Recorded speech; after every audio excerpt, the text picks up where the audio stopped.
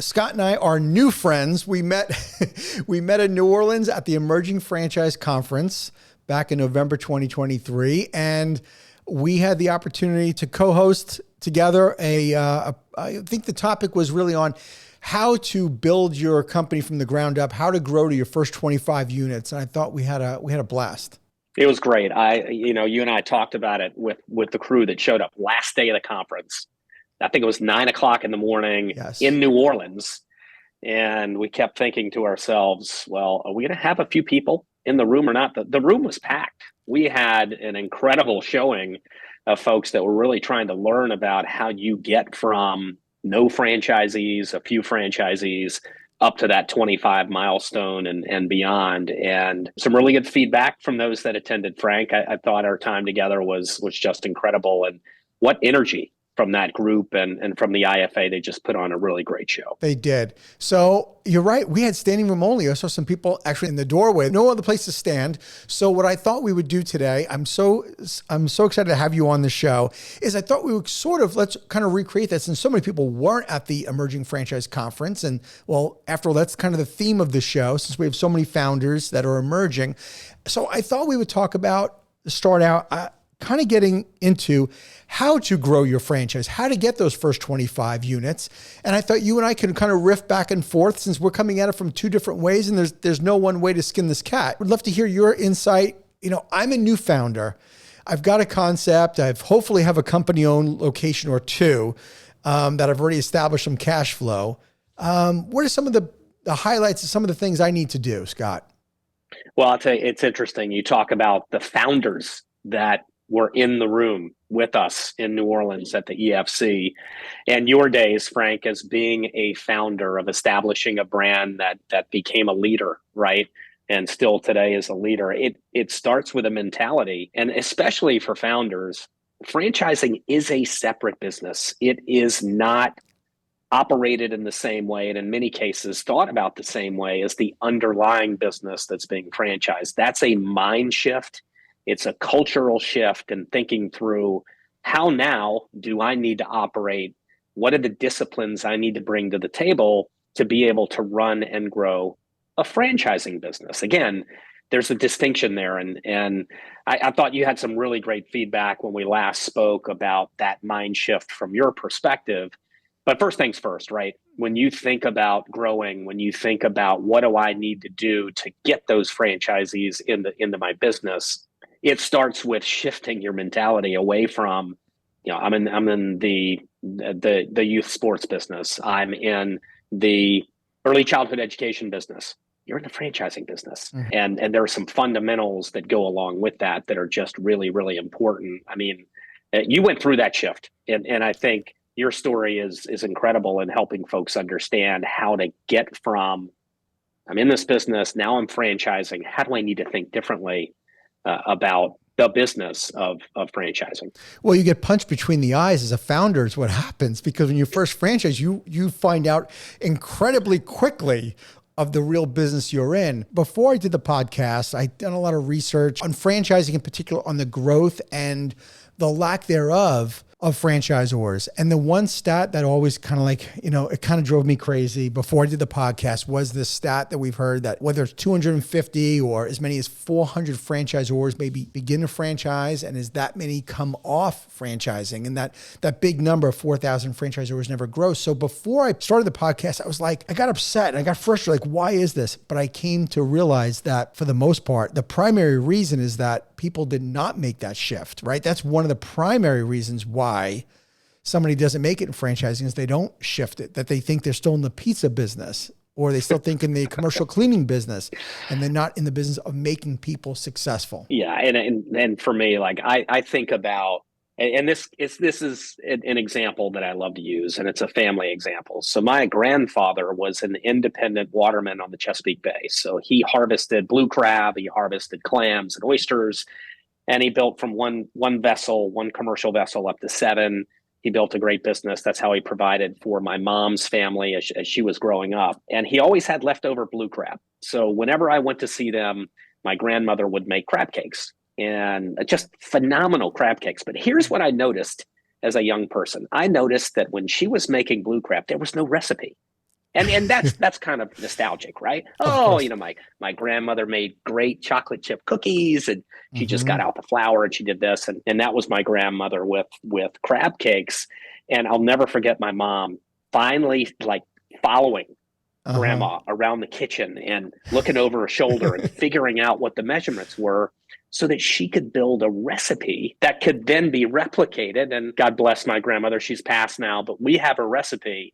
And every time I make that recipe, who do I think about? I think about my grandmother. The Right. point is, I give you that story because I think in a lot of ways, independent small business owners know what they have to get done to care for their customer in the moment, day to day.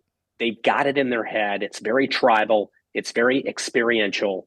But franchising is a recipe of taking the underlying business and teaching very programmatically, very consistently how to onboard, train, site locate, market, coach, mentor, and at times, govern folks in the operation of that business. And those disciplines, if you really think about it, are just inherently different, right? Hmm. And use my grandmother's example, right? What was she focused on? She was focused on delivering a product, putting it on a plate so that the family could enjoy a really great crab cake, right? Well, she wasn't thinking about how would I teach that to someone else in a way that if I taught it to a third person, it'd be all very consistent. How would I tell people about this product in the way of marketing? How would I coach someone to grow that business, to be able to scale it to more customers? Those are the things and the disciplines that I think are absolutely mission critical. Number one, for growth. Number two, for consistency and for brand consistency across the markets and states and countries where a service or a product will be offered. And to me, those are the key disciplines that are foundational that franchisors need to start with, even ahead of, okay, well, now I need to go get my first 25 franchisees. Well, let's make sure we've got a system in place to help support each of their onboarding, their training, their site location, their pre-launch marketing, their post-launch marketing, their Hmm. coaching, their governance. I know that you went through some of those things, Frank. What was the most important learning as you bridged into being a business owner to also being a franchisor? What was the thing that stands out, the biggest learning, the biggest aha moment for you? The biggest aha moment was that these franchisees had never owned a business before. And I was actually teaching them, I was doing more business coaching. I thought I was teaching them the business of running a sports league. But what I didn't realize is that we were also going to be teaching our franchise owners simple accounting. What should the chart of accounts look like from their financials? We talked about growing, talked about scaling, about how to recruit, who you need to recruit, like all of these things. It was more about how to be a real business owner. And the other big part was, I don't think we understood, Scott, early on, the value of how much emphasis we had to put on teaching them how to scale. It's very easy to teach somebody how to run a business, but in our business, like in a lot of Empower brands, right, it's territory based, and you have the only way you're going to grow is by scaling, having multiple locations or be able to service many customers. And in our case, we had to get our franchisees away from the owner operated model to, look, having one venue location where all of, say, your league play is going to be is not going to get the job done. You need to open 2, 3, 4, 5, 6, 7 different places of playing. And you obviously can't be in more than one place at a time. So teaching scale and getting people away from a small mindset of nobody could do it like me was a huge transition.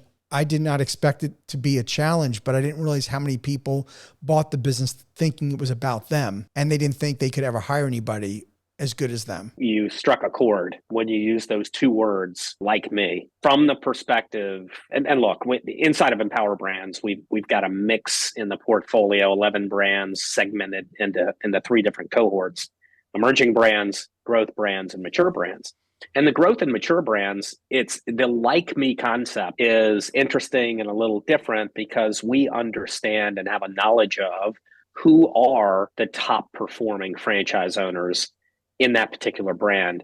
Now I'm going to go back to my word recipe, right? Now we understand who might be the best fit to add into that franchisee cohort for future growth. And that's that like me mentality. What's the persona? What are the attributes of that top performing franchise owner? How do I make sure I'm marketing to and attracting those similar candidates that can help my business scale and grow with the right people, right, in the right markets? But what if you don't have any franchise owners? I think to some degree, a founder, right, someone that has built the business, that has that fire in the belly, that has figured it out, that understands the nuances of the category and understands how to deliver to the customer, they're looking for that like me individual. I'm curious, Frank, I think when you and I spoke previously, you were talking about, my expectation was that franchise owners coming in, they were going to want to be like me. They were going to want to scale and maximize the potential of the territories in which they were operating and to really serve a lot of customers. If you look back on those first 5, 10 franchise owners that come in, do you feel like, number one, do you feel like that you were looking at it from a like me perspective? And did it turn out that they were like you? Thank you for tuning into the Emerging Franchise Brands podcast. For additional insights, guest applications, and to stay connected, visit us at efbpodcast.com. The Emerging Franchise Brands podcast is for entertainment purposes only, and the views expressed do not necessarily represent those of Emerging Franchise Brands, its host Frank Fumie, or Emerging Franchise Group, LLC. Any discussed franchise or investment opportunity requires thorough investigation, obtaining proper disclosure documents, and expert consultation before making any investment decisions. The podcast and its host do not offer professional advice or endorsements, and they hold no responsibility for actions, representations, accuracy, or consequential damages related to the podcast content.